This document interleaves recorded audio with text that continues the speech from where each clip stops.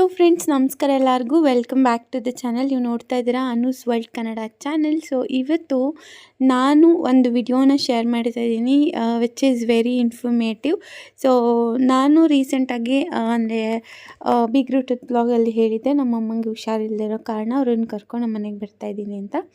So ಇವಾಗ ಅಮ್ಮಂಗೆ ನಾನು ಮೊದಲೇ ಅಪಾಯಿಂಟ್ಮೆಂಟ್ ತೊಗೊಂಡಿದ್ದ ಹಾಗೆ ಬೆಂಗಳೂರಿನ ಜೆ ಪಿ ನಗರಲ್ಲಿರುವಂಥ ಬ್ಯಾಂಗ್ಳೂರ್ ಪೇಯ್ನ್ ಕ್ಲಿನಿಕ್ಗೆ ಕರ್ಕೊಂಡು ಹೋಗಿದ್ದೀನಿ. ನಮ್ಮ ಅಮ್ಮಂಗೆ ನಮ್ಮ ಮಾವಂಗೆ ಇಬ್ರಿಗೂ ಅಪಾಯಿಂಟ್ಮೆಂಟ್ ತೊಗೊಂಡಿದ್ದೆ. ಸೊ ಇಬ್ಬರೂ ಕರ್ಕೊಂಡು ಹೋಗಿದ್ದೀನಿ. ಸೊ ಇದನ್ನು ನಾನು ಇನ್ಸ್ಟಾಗ್ರಾಮಲ್ಲಿ ಮೋಸ್ಟ್ ಟ್ರೆಂಡಿಂಗ್ ಇವಾಗೆಲ್ಲ ಮಂಡಿ ನೋವಿಗೆ ಒಂದು ಇಂಜೆಕ್ಷನಿಂದ ಗುಣಪಡಿಸ್ತೀವಿ ಅಂತ ಹೇಳಿ ತುಂಬಾ ವೈರಲ್ ವೀಡಿಯೋಸು ಹಾಗೆಯೇ ಏನು ಇನ್ಫ್ಲುಯೆನ್ಸರ್ಸ್ ಕೈಲೆಲ್ಲ ವಿಡಿಯೋಸ್ ಮಾಡಿಸ್ತಾ ಇದ್ದಾರೆ. ಸೊ ನಾವು ಆಗುತ್ತೆ ಮಂಡಿ ನೋವಿಗೆ ಇಲ್ಲಿಂದ ಕ್ಯೂರ್ ಆಗುತ್ತೆ ಅಂತ ಹೇಳಿ ಹೋದ್ವಿ. ಸೊ ಸ್ಟಾರ್ಟಿಂಗ್ ಅಪಾಯಿಂಟ್ಮೆಂಟ್ ತಗೊಂಡಾಗ ಅವ್ರು ಯಾವುದೇ ರೀತಿ ಫೀಸ್ ಸ್ಟ್ರಕ್ಚರ್ ಆಗಲಿ ಅಮೌಂಟ್ ಬಗ್ಗೆ ಆಗಲಿ ಏನೂ ಹೇಳಲ್ಲ. 1000 ರೂಪೀಸ್ ಡಾಕ್ಟರ್ ಫೀಸ್ ಇರುತ್ತೆ ಅಂತ ಹೇಳ್ತಾರೆ ಅಷ್ಟೇ. ಸೊ ಇಲ್ಲಿ ನನ್ನಂತೆ ಕನಸು ಕಟ್ಟಿ ಅಂದರೆ ಅಪ್ಪ ಅಮ್ಮನ ಕಾಯಿಲೆ ವಾಸಿ ಮಾಡ್ತೀವಿ ಅಂತ ಕನಸು ಕಟ್ಟಿ ಬಂದಿರೋರು ಸಾಕಷ್ಟು ಜನ ಇದ್ದರು. ಸೊ ಈ ವಿಡಿಯೋ ಯಾಕೆ ಶೇರ್ ಮಾಡ್ತಾಯಿದ್ದೀನಿ ಅಂದರೆ ನನಗಾದಂಥ ನಿರಾಸೆ ಅಥವಾ ನನ್ನ ಮನಸ್ಸಿಗಾದಂಥ ನೋವು ಆ ವಿಡಿಯೋಸ್ ನೋಡಿ ಹೋದವ್ರಿಗೆ ಯಾರಿಗೂ ಆಗದೆ ಇರಲಿ ಅಂತ ಹೇಳಿ ನಾನು ಈ ವಿಡಿಯೋ ಶೇರ್ ಮಾಡ್ತಾಯಿದ್ದೀನಿ. ಖಂಡಿತ ಯೂಸ್ ಇರೋರು ತುಂಬ ದುಡ್ಡಿರೋರು ಮಾಡಿಸ್ಕೋತಾರೆ. ಬಟ್ ಅಲ್ಲಿನ ಒಂದು ಏನು ರಿಯಾಲಿಟಿನ ನನಗಾಗಿದ್ದ ಅನುಭವನ ನಾನು ಶೇರ್ ಮಾಡ್ತಾಯಿದ್ದೀನಿ. ಸ್ಟಾರ್ಟಿಂಗ್ ನಾವು ವೆಯ್ಟಿಂಗ್ ಹಾಲಲ್ಲಿ ವೆಯ್ಟ್ ಮಾಡ್ತಾಯಿದ್ವಿ. ಅಂದರೆ ನಾವು ಡಾಕ್ಟರ್ ಫೀಸ್ನ ಪೇ ಮಾಡಿದ್ವಿ. ಒಬ್ಬೊಬ್ಬರಿಗೂ 11,000 ಟೋಟಲ್ 2,000 ರೂಪಾಯಿ ನಾನು ಪೇ ಮಾಡಿ ವೆಯ್ಟ್ ಮಾಡ್ತಾಯಿದ್ವಿ ಡಾಕ್ಟ್ರ್ ಕರೀತಾರೆ ಅಂತ ಹೇಳಿ. ಅಲ್ಲಿ ನಮ್ಮಂತೆ ತುಂಬ ಜನ ವೆಯ್ಟ್ ಮಾಡ್ತಾಯಿದ್ರು. ಅವರೆಲ್ಲ ನಮ್ಮ ಅಮ್ಮನೂ ನಮ್ಮ ಮಾವ ಇಬ್ಬರೂ ಅವ್ರ ಜೊತೆಲ್ಲ ಮಾತಾಡಿದಾಗ ಅವರು ಅಲ್ಲಿ ಏನು ಡಾಕ್ಟರ್ ಅವ್ರಿಗೆ ಎಕ್ಸ್ಪ್ಲೇನ್ ಮಾಡಿದ್ರು ಅದನ್ನೆಲ್ಲ ಹೇಳಿದಾಗ ಅದು ತುಂಬ ಎಕ್ಸ್ಪೆನ್ಸಿವ್ ಇದೆ, ಬೇಡ ಅಂತ ನನಗೆ ತುಂಬಾ ಹೇಳಿದ್ರು. ಬಟ್ ಸ್ಟಿಲ್ ನಾನು ಈಗ ಆಲ್ರೆಡಿ ಪೇ ಮಾಡಿಬಿಟ್ಟಿದ್ದೀನಿ, ಡಾಕ್ಟರ್ ಏನು ಹೇಳ್ತಾರೆ ಕೇಳೋಣ ಅಂತ. ನಾನು ಎಲ್ರಿಗೂ ಅದೇ ಟ್ರೀಟ್ಮೆಂಟ್ ಇರಲ್ಲ, ಚೇಂಜ್ ಇರುತ್ತೆ ಅಂತ ನಾನು ಹೆಂಗೆಂಗೋ ಒಪ್ಪಿಸಿ ಡಾಕ್ಟ್ರ್ ಹತ್ರ ಕರ್ಕೊಂಡು ಹೋದೆ. ಸೊ ಸ್ಟಾರ್ಟಿಂಗ್ ಮೊದಲನೇದಾಗಿ ನಮ್ಮಮ್ಮನ ಕರೆದ್ರು. ಸೊ ನಮ್ಮಮ್ಮಂಗೆ ಮಂಡಿಯಲ್ಲಿ ನೀರು ತೆಗಿಬೇಕು ಅಂತ ಹೇಳಿದ್ರು. ನಮ್ಮಮ್ಮಂಗೆ 1000 ರೂಪೀಸ್ ಏನು ಕಟ್ಟಿಸ್ಕೊಂಡಿದ್ರು ಅದರಲ್ಲಿ ಸ್ಕ್ಯಾನಿಂಗ್ ಕೂಡ ಮಾಡಿದ್ರು, ನೋಡ್ಬೋದು ಮಾಡ್ತಾಯಿದ್ದಾರೆ. ಅದಕ್ಕೆಲ್ಲ ರೆಡಿ ಮಾಡಿ ಮಂಡೀಲಿ ಏನು ಪ್ರಾಬ್ಲಮ್ ಇದೆ ನೋಡ್ತೀವಿ ಅಂತ ಹೇಳಿದರು. ನಮ್ಮಮ್ಮಂಗೆ ರೈಟ್ ಸೈಡ್ ಮಂಡಿನಲ್ಲಿ ನೀರು ತುಂಬಿದೆ, ಅದರಿಂದ ಊತ ಬರುತ್ತೆ. ಮತ್ತು ಪೇಯ್ನ್ ಏನಿದೆ ಇದು ಜೆಲ್ ಹಾಕಬೇಕು, ಅಂದರೆ ಮಂಡಿ ನಡುವೆ ಗ್ಯಾಪ್ ಇಲ್ಲ, ಅದು ಕೂಡ್ಕೊಂಡಿದೆ, ಒಂದ್ರ ಮೇಲೆ ಒಂದು ಕೂತಿದೆ, ಹಾಗಾಗಿ ನೋವು ಜಾಸ್ತಿ ಬರುತ್ತೆ. ಆ ಗ್ಯಾಪಿಗೆ ಜೆಲ್ ಫಿಲ್ ಮಾಡಬೇಕು, ಜೊತೆಗೆ ಒಂದು ಲೇಸರ್ ಟ್ರೀಟ್ಮೆಂಟ್ ಕೊಡಬೇಕು ಅಂತ ಹೇಳಿದರು. ಸೊ ಮೊದಲನೇದಾಗಿ ಡಾಕ್ಟರ್ ಎಲ್ಲ ಕನ್ಸಲ್ಟೇಷನ್ ಆದಮೇಲೆ ಡಾಕ್ಟರೇ ಬಂದು ಸ್ಕ್ಯಾನ್ ಎಲ್ಲ ಮಾಡಿದ್ರು. ಅದಾದಮೇಲೆ ಕನ್ಸಲ್ಟೇಷನ್ ಎಲ್ಲ ಮುಗಿದು ಸ್ಕ್ಯಾನ್ ಎಲ್ಲ ಮುಗಿದ್ಮೇಲೆ ಮತ್ತೆ ಅವರು ನಮ್ಮನ್ನ ಇನ್ನೊಂದು ಕನ್ಸಲ್ಟೇಷನ್ ರೂಮ್ಗೆ ಕರೆದು ಇದು ಬ್ಲಡ್ ಚೆಕಪ್ಸು ಮತ್ತು ಈ ಗ್ಲೂ ಹಾಕೋದು ಜೊತೆಗೆ ಒಂದು ಲೇಸರ್ ಟ್ರೀಟ್ಮೆಂಟು ಇದೆಲ್ಲದರಿಂದ ಒಂದು ಕಾಲಿಗೆ ಹತ್ತತ್ರ 80,000 ರೂಪಾಯಿ ಆಗುತ್ತೆ ಅಂತ ಒಂದು ಎಸ್ಟಿಮೇಷನ್ ಸ್ಲಿಪ್ನ ಕೊಟ್ಟರು ನಮಗೆ. ಒಂದು ಕಾಲಿಗೆ 80,000 ರೂಪಾಯಿ ತಗೊಂಡು ಇದು ಕಂಪ್ಲೀಟಾಗಿ ಕ್ಯೂರ್ ಆಗುತ್ತಾ ಅಂತ ನಾವು ಕೇಳಿದಾಗ ಮೇ ಬಿ ಆಗಬಹುದು, ನಾಟ್ ಶ್ಯೂರ್.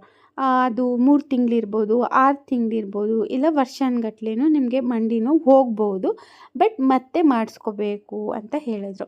ಸೊ ಆವಾಗ ನಮಗೆ ಅನಿಸಿದ್ದು ಇದೆಲ್ಲ ಸ್ಟಾರ್ಟಿಂಗೇ ಎಕ್ಸ್ಪ್ಲೈನ್ ಮಾಡಿಬಿಟ್ಟಿದ್ರೆ ಇಷ್ಟು ದೂರ ಬರೋ ಅವಶ್ಯಕತೆಯೇ ಇರಲಿಲ್ಲ, ಒಂದು ಥಿಂಗ್. ಮತ್ತು ಬಂದು ನಿರಾಸೆ ಆಗಿ ಹೋಗ್ತಾ ಇರಲಿಲ್ಲ ಅನ್ನೋದು ಇನ್ನೊಂದು ಥಿಂಗ್. ಅಮ್ಮ ಏನು ಮಾಡ್ತಾ ಇದೆಯಾ? ಅಮ್ಮ ಬೆಂಗಳೂರಿಂದ ಬಂದೆ, ಒಂದು ನಿದ್ದೆ ಮಾಡಿದೆ, ಆಮೇಲೆ ಎದ್ದೆ, ರೈಸ್ ಮಾಡಿದೆ. ಇವಾಗ ನಾನು ನನ್ನ ಫೇವ್ರೆಟ್, ನಮ್ಮ ಯಶು ಫೇವ್ರೆಟ್, ನಮ್ಮ ಯಜಮಾನ್ರು ಫೇವ್ರೆಟ್, ನಮ್ಮ ಅತ್ತೆ ಫೇವ್ರೆಟ್ ಚಿಕನ್ ಪೆಪ್ಪರ್ ಫ್ರೈ ಮಾಡ್ತಾಯಿದ್ದೀನಿ. ರೆಸಿಪಿ ತೋರಿಸೋಣ ಯಶು? ಬನ್ನಿ ರೆಸಿಪಿ ತೋರಿಸ್ತೀನಿ.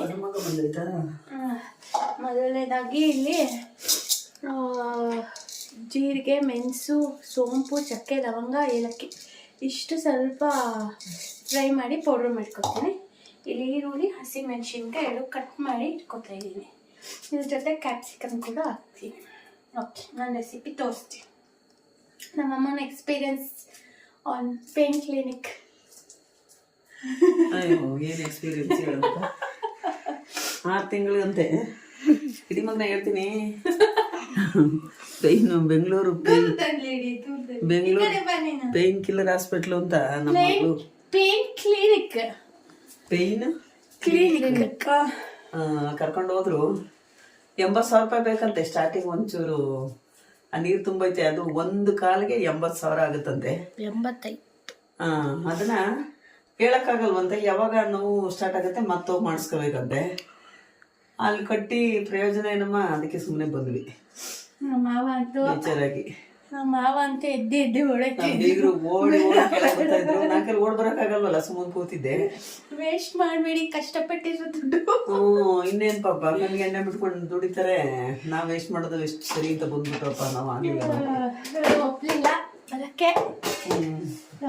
ಹಂಗಾಗಿ ನಾವು ಕರ್ಕೊಂಬಂದ್ವಿ. ಇಲ್ಲೇ ನಮ್ಮ ಅತ್ತೆಯವರ ಚಿಕ್ಕಪ್ಪ ಅವ್ರ ಹಾಸ್ಪಿಟ್ಲಲ್ಲಿ ನಾಳೆ ಡಾಕ್ಟರ್ ಕನ್ಸಲ್ಟ್ ಮಾಡ್ಬೇಕಂತ ಅನ್ಕೊಂಡಿದೀವಿ. ಸೊ ನೋಡೋಣ ಏನೋ. ಬನ್ನಿ ಇವಾಗ ರೆಸಿಪಿ ತೋರಿಸ್ತೀನಿ.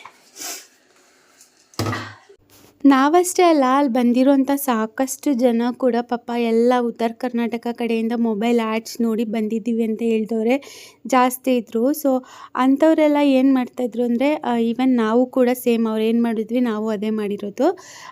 ಹೋಗಿ ಡಾಕ್ಟರ್ ಕನ್ಸಲ್ಟ್ ಮಾಡಿ ಇನ್ನೊಂದು ಕನ್ಸಲ್ಟೇಷನ್ ರೂಮ್ಗೆ ಹೋಗಿ ಫೀಸ್ ಕೇಳಿದ ಮೇಲೆ ಎಲ್ಲರೂ ನಮ್ಮಿಂದ ಸಾಧ್ಯ ಇಲ್ಲ, ನಮ್ಮಿಂದ ಅಷ್ಟೊಂದು ಕೊಡೋದಕ್ಕಾಗಲ್ಲ ಅಂತ ಹೇಳಿ ರಿಟರ್ನ್ ಬರ್ತಿರೋರೆ 99% ಇದ್ದರು. ಹೆಚ್ಚಾಗಿ ದುಡ್ಡಿರೋರು ಇಲ್ಲ ನಾವು ಟ್ರೈ ಮಾಡ್ತೀನಿ ಅನ್ನೋರು ಖಂಡಿತವಾಗ್ಲೂ ಮಾಡಿಸ್ಕೊಂಡಿರ್ತಾರೆ, ಮಾಡಿಸ್ಕೋತಾರೆ ಕೂಡ. ಬಟ್ ಅದನ್ನು ಇನ್ಫ್ಲೂಯೆನ್ಸರ್ಸ್ ಆಗಲಿ ಅಥವಾ ಇವರು ಆ್ಯಡ್ಸ್ ಏನು ಕೊಡ್ತಾ ಇರ್ತಾರೋ ಅದರಲ್ಲಾಗಲಿ ಒಂದು ಇಂಜೆಕ್ಷನಿಂದ ಕ್ಯೂರ್ ಮಾಡಿಬಿಡ್ತಾರೆ ಅಂತ ಹೇಳೋದ್ರ ಬದಲು ಈ ಪ್ರೊಸೀಜರ್ನೆಲ್ಲ ಎಕ್ಸ್ಪ್ಲೇನ್ ಮಾಡಿ ಅಥವಾ ಒಂದು ಪ್ಯಾಕೇಜ್ ಆಫ್ ಅಮೌಂಟ್ ಇರುತ್ತೆ ಅನ್ನೋದನ್ನಾಗಲಿ ಎಕ್ಸ್ಪ್ಲೇನ್ ಮಾಡಿದರೆ ಪಾಪ ದೂರಗಳಿಂದ ಬಂದು ವಾಪಸ್ ಹೋಗೋದು ಅವಾಯ್ಡ್ ಆಗುತ್ತೆ ಅನ್ನೋದು ನನ್ನ ಏನು ಅಭಿಪ್ರಾಯ ಅಂತಲೇ ಹೇಳ್ತೀನಿ. ನಮ್ಮಮ್ಮ ನಾನು ಅಲ್ಲಿಂದ ಕರ್ಕೊಂಬಂದು ವಾಪಸ್ ಕರ್ಕೊಂಡೋಗಿದ್ದು ಒಂಥರ ಮನಸ್ಸಿಗೆ ನೆಮ್ಮದಿನೇ ಇಲ್ದಂಗೆ ಆಗೋಗ್ಬಿಟ್ಟಿತ್ತು. ಆ್ಯಂಡ್ ಮೋರ್ ಓವರ್ ನಮ್ಮ ಮಾವ ಬಿಲ್ಕುಲ್ ಒಪ್ಪಲೇ ಇಲ್ಲ. ನಮ್ಮಮ್ಮಂಗೆ ಸ್ಕ್ಯಾನ್ ಆದರೂ ಮಾಡಿದ್ರು, ನಮ್ಮ ಮಾವಂಗೆ ಸ್ಕ್ಯಾನು ಮಾಡಲಿಲ್ಲ. ಸ್ಕ್ಯಾನ್ಗೆ 2000 ಎಕ್ಸ್ಟ್ರಾ ಪೇ ಮಾಡಿ ಅಂತ ಕೂಡ ಹೇಳಿದ್ರು. ಸೊ ಹಾಗಾಗಿ ನಾವು ರಿಟರ್ನ್ ಬರಬೇಕಾಯ್ತು.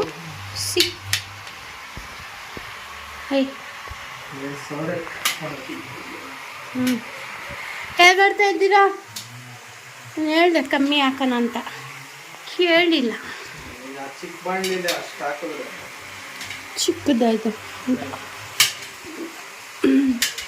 ಊಟಕ್ಕೆ ಮುಂಚೆ ಯಾಕೆ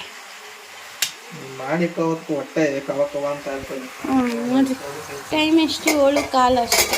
ಮಧ್ಯಾಹ್ನ ಊಟ ಮಾಡಿಲ್ಲ ಫ್ರೆಂಡ್ಸ್. ನನ್ನ ಹೆಂಡತಿ ಊಟ ಹಾಕಲ್ಲ ಮಧ್ಯಾಹ್ನ. ಬೆಳಗ್ಗೆ ಹೊತ್ತು ತಿಳ್ಕೋಬೇಕು, ಸಾಯಂಕಾಲಕ್ಕೆ ಊಟ. ಅದಕ್ಕೆ ಓಕೆ, ಬರೀ ಡವು ಬರೀ ಸುಳ್ಳು.